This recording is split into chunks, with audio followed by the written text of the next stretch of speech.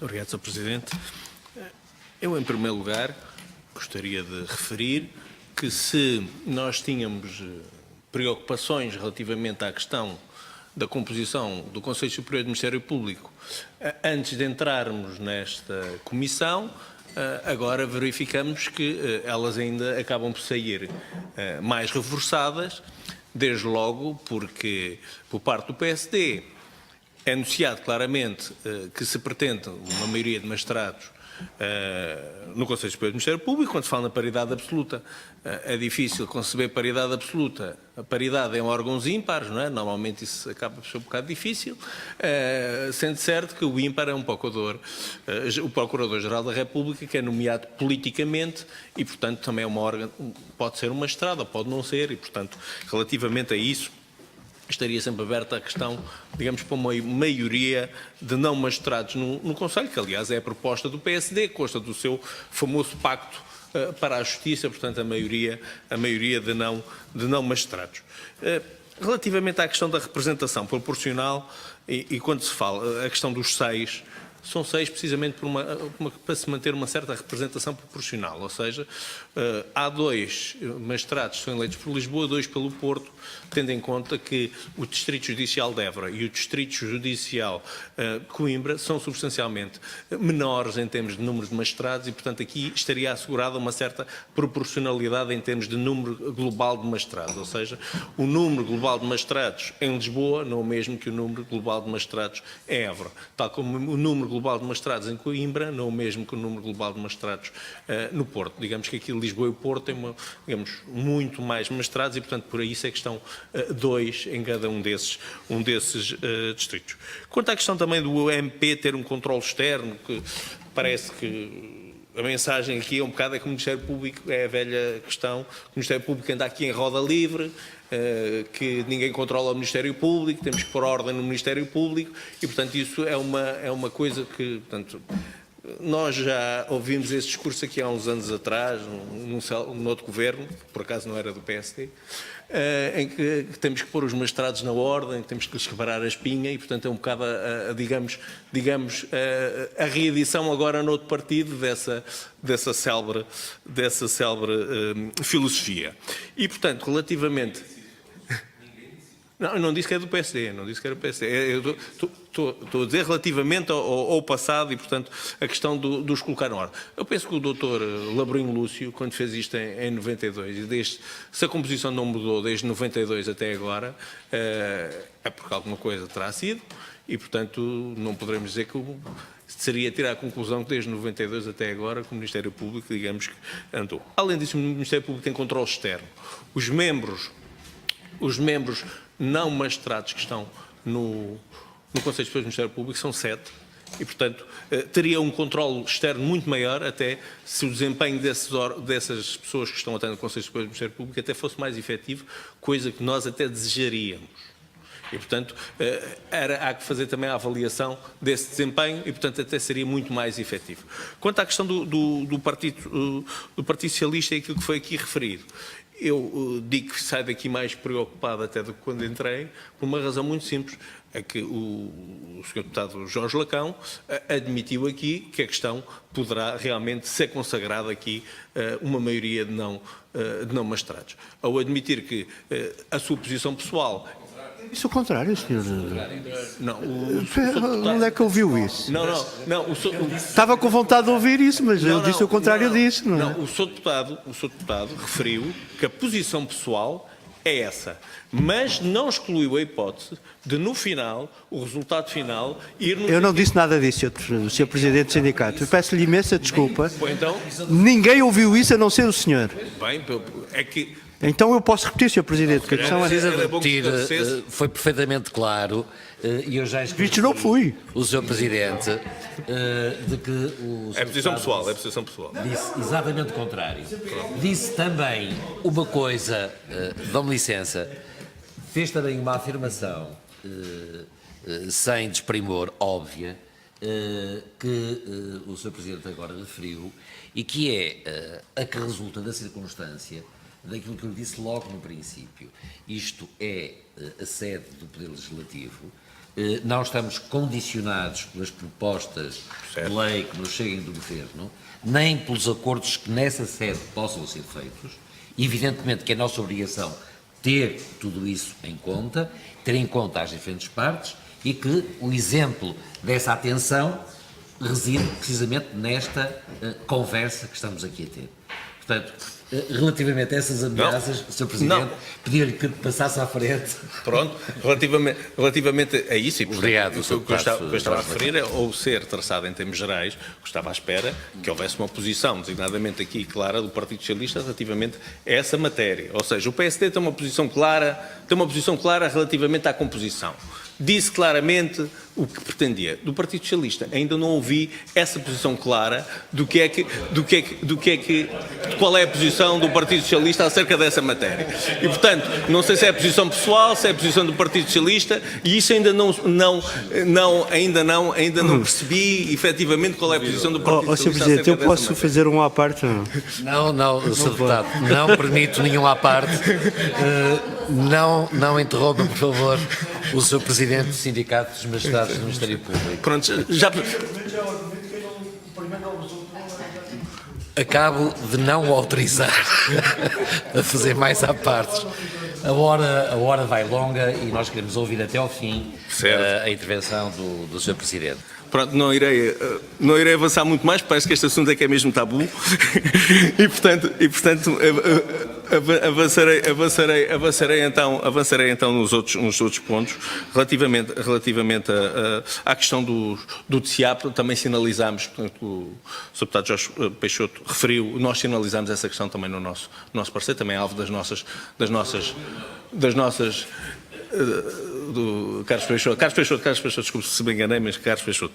Portanto, sinalizámos, portanto, essa situação e, portanto, concordamos, portanto, está também no nosso parecer, que também identificamos.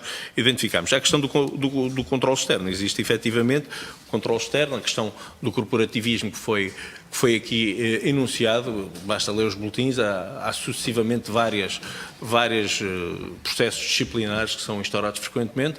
Posso dizer que ainda ontem me telefonou uma colega que lhe foi atribuída uma nota de medíocre, o que, além de ter a nota de medíocre, implica também a abertura de um processo disciplinar. Ainda ontem me telefonou uma colega que foi atribuída uma nota de medíocre. Conheço muitos casos de colegas que têm suficientes, que têm outras notas, com sanções disciplinares, muitos colegas também. Aliás, basta ver os boletins que há do Conselho Superior do Ministério Público, há muitas pessoas, muitos magistrados com sanções. E, portanto, nesse aspecto, inclusivamente, até já têm ocorrido situações em que membros não magistrados têm baixado até as penas propostas por membros magistrados e até achado que seriam exageradas, digamos, se calhar com uma compreensão melhor do caso, do que às vezes alguns magistrados que às vezes até são mais intransigentes com o colega que falha e que realmente acho que coloca em causa toda a classe e, portanto, há situações em que houve membros não magistrados a pedir, a intervir no sentido de baixar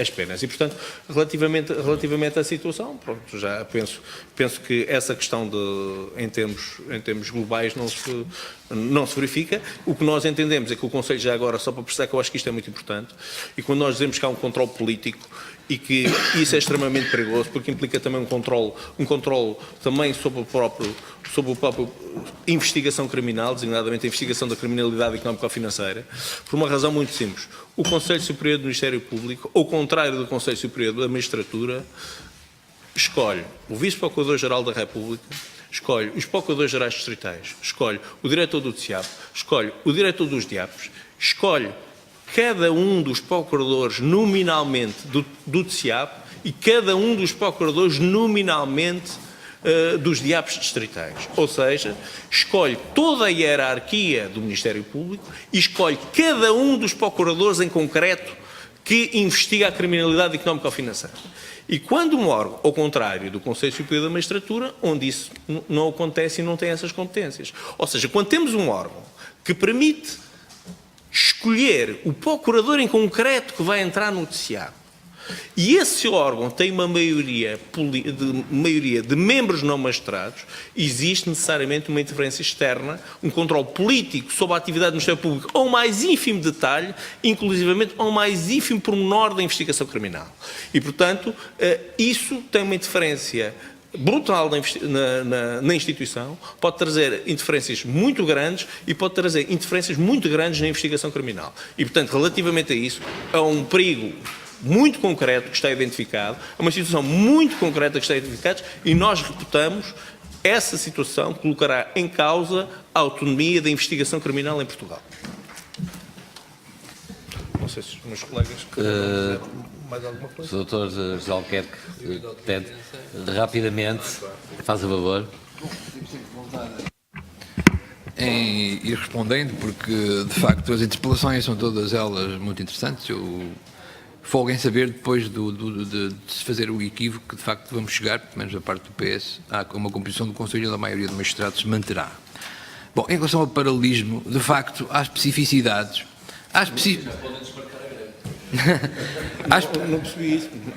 Em relação ao paralelismo, eu começo pelo Sr. Deputado Jorge Lacão. Em relação ao paralelismo com a magistratura judicial, há de facto especificidades, mas o paralelismo não é enjeitado ou os limites não são impostos porque há diferente semântica entre independência e autonomia.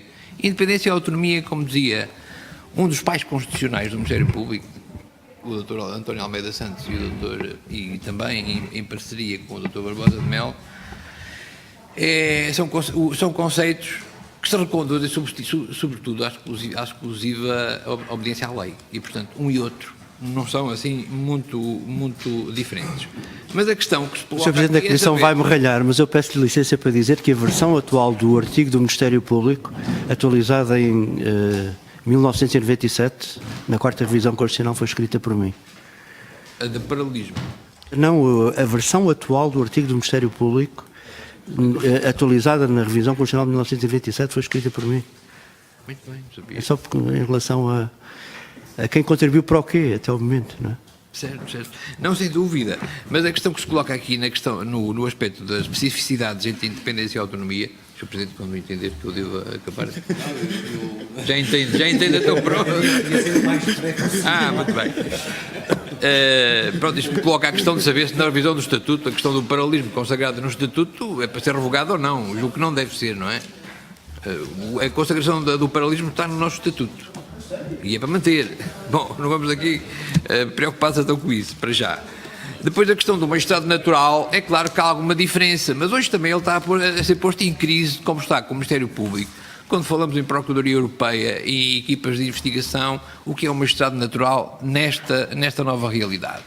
Mas, para além disso, nós não podemos admitir que haja um sistema, desigualmente estatutário, que permita que, por exemplo, um magistrado que está a investigar um processo relativamente complexo, de repente seja mudado ou retirado do processo. Isto, eventualmente, pode ser uma percepção do princípio do magistrado natural, evitando aquilo que pode ser uma leitura perniciosa da não consagração do tal magistrado natural. Não devemos chegar aí. Imagine-se um caso que envolve um político importante, que está a ser investigado há 2 anos, mas começa a ser incómodo e de repente o magistrado é retirado. Isto não deve acontecer. Deve haver garantias.